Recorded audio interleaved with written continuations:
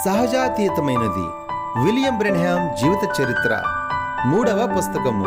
మనుష్యుడు అతని అధికారములు 1946 నుండి 1950వ సంవత్సరం వరకు. రచయిత ఓవెన్ జార్జెన్సేన్. 37వ అధ్యాయము. దేవదూత గద్దింపు 1947వ సంవత్సరం.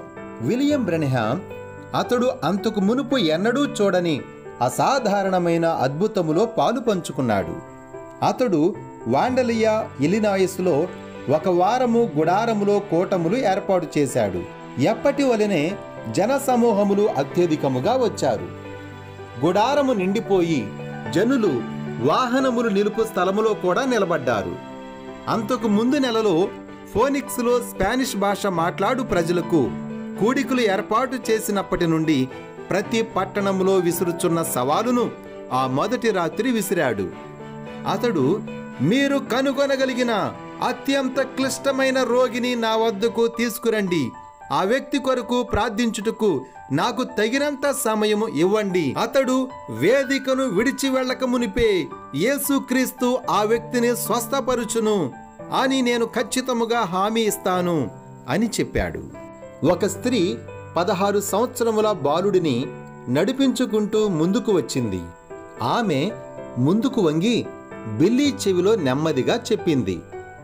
మైక్ వైపు తిరిగి బిల్లీ ప్రకటించాడు, తన కుమారుడు పుట్టుకతో గ్రుడ్డివాడు అని ఈ తల్లి చెప్పమన్నది. ఆ ప్రజల మధ్య నుండి ఒత్తిడితో కూడిన సణుగుడు బయలుదేరింది. వారు దేవుని వద్ద నుండి మనము అంత ఎక్కువగా అడగవచ్చా అని వారు ఆశ్చర్యపడినట్లు ఉన్నది. కానీ దేవుడు ఆ కార్యమును చేస్తాడని బిల్లీ విశ్వసించాడు. గత సంవత్సరము అంతా అతడు ఎన్నో స్వస్థత కార్యములు చూశాడు. విశ్వసించిన వారి విషయము దేవునికి సమస్తము సాధ్యము అని అతడు ఎరిగియున్నాడు. ఆ గ్రుడ్డి బాలుడి భుజము మీద తన చేతులు వేసి యేసుక్రీస్తు నామములో అద్భుతము కొరకు అతడు ప్రార్థించాడు. నిమిషములు అరగంటగా దొర్లిపోయాయి. తరువాత 1 గంట, తరువాత గంటన్నర. ఎలాంటి ఫలితం లేదు. గుడారము యొక్క పైకప్పు మీద వర్షము తీవ్రముగా కొట్టుచున్నది. ప్రజలలో అసహనం పెరుగుచున్నది. అంత తేటగా అసాధ్యముగా కనిపించుచున్న కార్యము కొరకు ఈ సువార్తికుడు ఎంతసేపు ప్రార్థన చేస్తాడని ఆ గుంపు అంతా ఆశ్చర్యపడుచున్నారు. ఎంతైనా ఆ పిల్లవాడు పుట్టుగ్రుడ్డి. కాని బిల్లీ విశ్వాసము ఏమాత్రం సడిలిపోలేదు.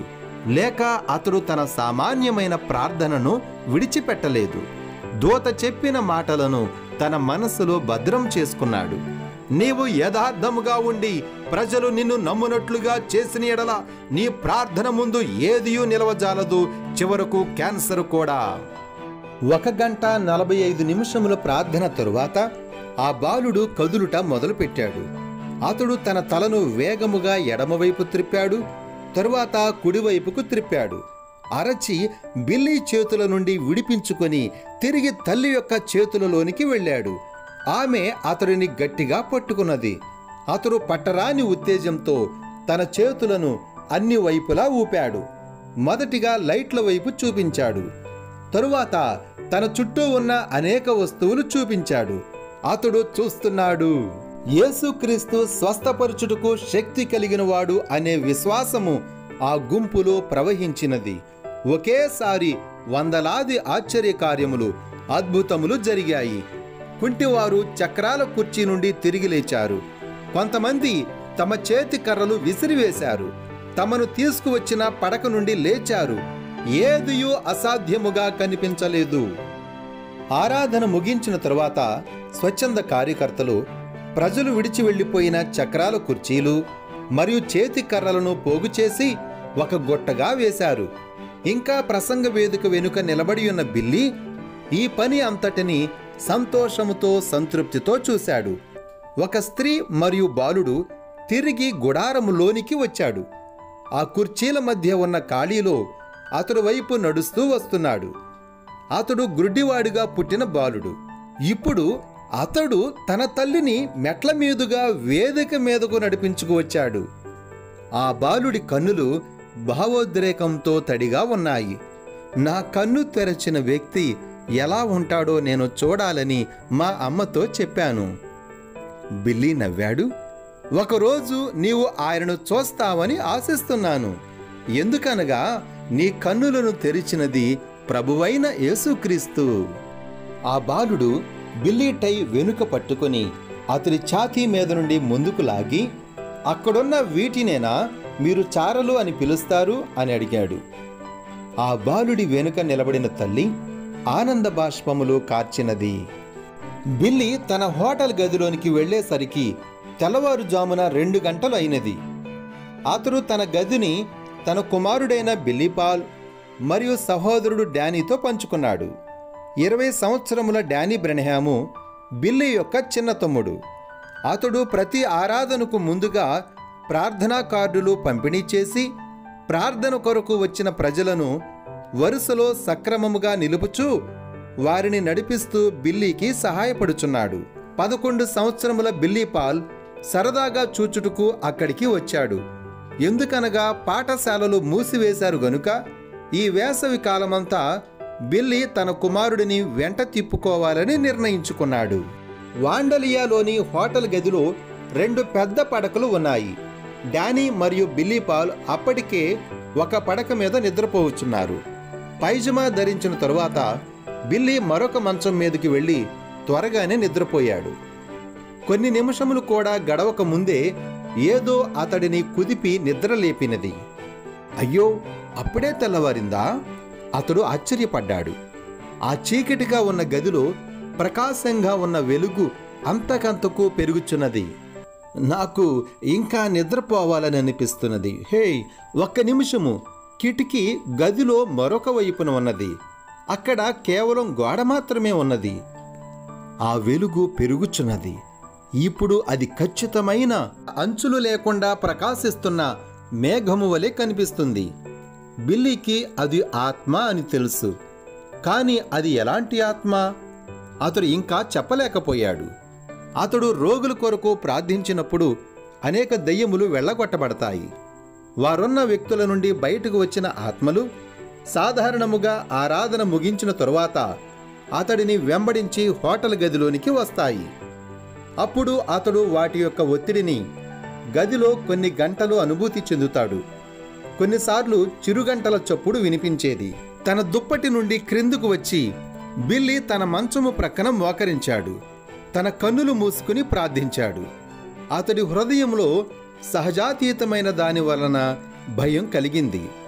ఆత్మ అతడిని సమీపిస్తున్న ఒత్తిడిని అనుభూతి చెందాడు. అది పడక యొక్క పాదముల వద్దకు సమీపించే సమయమునకు అది ప్రభు దూత అని అతడు తెలుసుకున్నాడు. సంవత్సరము క్రిందట దూత అతడిని ఆ గుహలో కలుసుకొని తన పరిచర్యను ఇచ్చిన సమయములో అనుభవించిన అనుభూతి, అదే అనుభూతి ఇప్పుడు అతనికి కలిగింది. ప్రార్థనా వరుసలో అతడు పోరాడిన దెయ్యముల ఆత్మలకు భిన్నమైన అనుభూతి కలిగినది. ఆ ఆత్మలు క్రూరముగా భయపెట్టునట్లు ఉంటాయి. ఈ ఆత్మ పరిశుద్ధముగా గొప్ప ప్రేరేపణ కలిగిస్తుంది. బిల్లీ అన్నాడు, ఓ పరలోకముందున్న తండ్రి, నీవు నీ దూతను ఏమి చెప్పుటకు పంపించావు? నీ దాసుడు ఆలకిస్తున్నాడు. జవాబు వెంటనే రాలేదు. బిల్లీ నిరీక్షించాడు. అతడు తన కన్నులను మూసి ఉన్నప్పటికీ ఆ దూత ఇంకా అక్కడే ఉన్నాడని అతడు ఎరిగియున్నాడు.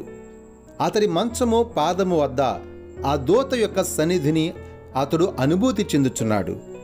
5 నిమిషముల తరువాత ఆ దూత బిల్లీ ఎదుట మంచము మీద కదులుచున్నట్లుగా దగ్గరికి ఎగిరి వచ్చాడు. తరువాత బిల్లీ తన జీవితంలో మిగిలిన వారు మాట్లాడినప్పుడు విన్నట్లుగానే స్పష్టముగా అతడు ఆ దూత యొక్క గంభీరముగా ప్రతిధ్వనిస్తున్న స్వరము ఈ విధముగా చెప్పుట విన్నాడు. నీ పరిచర్య రోగుల కొరకు ప్రార్థించుట, నీవు చాలా ఎక్కువగా స్వస్థత వరమును అద్భుతములు జరిగించుట మాత్రమే అన్నట్లుగా చేస్తున్నావు. ఒకవేళ నీవు దీనిని ఇలాగే కొనసాగిస్తే అది ఎక్కడి వరకు వెళ్తుందంటే వారు ఒక అద్భుతము చేసే వరకు నిన్ను నమ్మరు. ఈ మాటలు దురుసుగా పలకబడలేదు. అయినప్పటికీ అవి బిల్లీ హృదయమునకు కత్తి వలె దిగబడ్డాయి. గడిచిన నెలలో కూడికలలో అతడు విసిరిన సవాళ్లు గూర్చి అతడు యోచించాడు. అన్నిటికంటే క్లిష్టమైన రోగిని నా వద్దకు తీసుకురండి. యేసుక్రీస్తు అతడిని స్వస్థపరచునని నేను హామీ ఇస్తున్నాను. అలాంటి సవాలులు చేయుడు ద్వారా అతడు ప్రభువుకు అయిష్టతను కలిగిస్తున్నాడని బిల్లీకి తెలియదు. అతడు కేవలము ప్రజల ఎదుట యేసుక్రీస్తు యొక్క శక్తిని గణపరచాలని కోరుకున్నాడు. కానీ మంచి ఉద్దేశములు దానిని ఒప్పుగా మార్చలేవు. దీనముగా బిల్లీ చెప్పాడు, నేను ఆ పని మరలా ఎన్నడూ చేయను. దేవా, నాకు సహాయం చేయండి. తన దగ్గర నుండి దూత దూరముగా జరుగుటను అతడు గ్రహించాడు. తన కన్నులు తెరచిన బిల్లీ అది గది మధ్య భాగంలో మంచముకు మరియు సింకుకు మధ్య ఉన్నట్లు చూశాడు. అది గాలిలో వ్రేలాడుచున్నది. అది వర్షధనస్సులోని రంగులన్నింటితో ప్రకాశిస్తూ సుడులు తిరుగుచున్నది. కొద్దిసేపు బిల్లీ దానిని గమనించాడు. అతడి పాపము క్షమించబడినట్లుగా అతనికి నెమ్మదిగా ఉన్నది. తరువాత అతనికి కలిగిన ప్రేరేపణతో ఇలా అన్నాడు, నా చిన్న కుమారుడు నిన్ను చూసినట్లయితే ప్రభువు దానిని ఇష్టపడునా? ఇది ప్రయోజనము లేని విన్నపము కాదు. అమెరికా అంతా ప్రయాణించుట బిల్లీ ప్రారంభించినప్పటి నుండి తన తండ్రిని కోల్పోయే అవకాశం ఏర్పడుతుందని బిల్లీ పాల్ భయపడుట మొదలుపెట్టాడు. తరచుగా విడిపోవచ్చున్నప్పుడు బిల్లీ పాల్ బ్రతిమలాడేవాడు, నాన్న, నన్ను విడిచి వెళ్ళవద్దు. అమ్మ వెళ్ళిపోయినది. నీవు తప్ప నాకు ఈ భూమి మీద ఎవరు మిగిలియున్నారు? నీవు వెళ్ళిపోయి మరలా ఎన్నడూ తిరిగి రావేమో అని నాకు భయం వేస్తుంది. బిల్లీ అతడిని ధైర్యపరచుటకు ప్రయత్నించేవాడు. అయినప్పటికీ అది బిల్లీ వెళ్ళుట గూర్చి రెండవ ఆలోచనలు కలుగుటకు కారణమయ్యేది. తరువాత అతడు యేసు చెప్పిన మాటలు గూర్చి ఆలోచించేవాడు. దేనినైనను విడిచి నన్ను వెంబడించుటకు ఇష్టపడని వాడు నాకు శిష్యుడు కాలేడు. ఏదేమైనా బిల్లీ వెళ్ళేవాడు.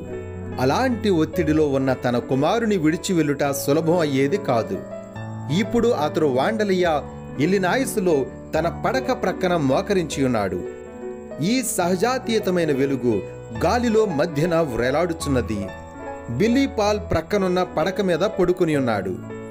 బిల్లీకి ఈ విధముగా తోచినది, తన కుమారుడు ఒక్కసారి ప్రభు దూతను చూచినట్లయితే ప్రభువు పని నిమిత్తము కొన్నిసార్లు తండ్రిని విడిచి వెళ్ళుట ఎంత ప్రాముఖ్యమో బహుశా అతడు అర్థం చేసుకోవచ్చు.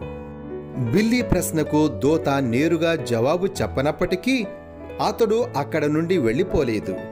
బిల్లీ దానిని అనుమతిగా భావించాడు.